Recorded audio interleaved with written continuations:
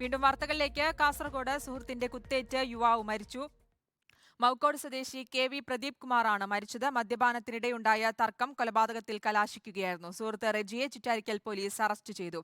അർജുൻ ഹേമയുണ്ട് വിവരങ്ങളുമായി. അർജുൻ, മദ്യപാനത്തിനിടെയുണ്ടായ തർക്കം തന്നെയാണ് ഈ കൊലപാതകത്തിലേക്ക് നയിച്ചതെന്ന് സ്ഥിരീകരിച്ചിട്ടുണ്ടോ? പോലീസ് എന്താണ് പറയുന്നത്?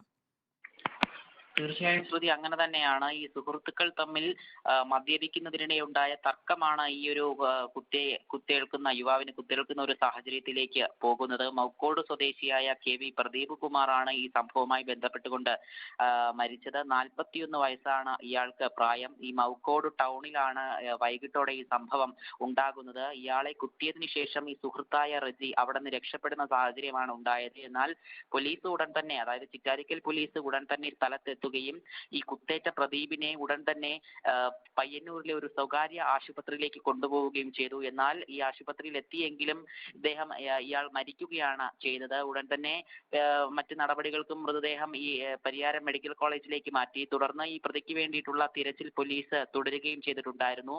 തുടർന്ന് റെജിയെ ചീമേനി എന്ന് പറയുന്ന ഒരു സ്ഥലത്ത് നിന്നുമാണ് ചിറ്റാരിക്കൽ പോലീസിന് പിടികൂടാൻ കഴിഞ്ഞത്. നിലവിൽ ഈ രണ്ടുപേരും സുഹൃത്തുക്കളെന്നാണ് പോലീസ് പറയുന്നത്. ഇവർ തമ്മിൽ മദ്യപിക്കുകയും തുടർന്ന് തർക്കമുണ്ടാവുകയും ശരി, ചെയ്യുകയായിരുന്നു. കാസർഗോഡാണ് സുഹൃത്തിന്റെ കുത്തേറ്റ് യുവാവ് മരിച്ചത്. അർജുൻ ഹേമയാണ് വിവരങ്ങൾ നൽകിയത്.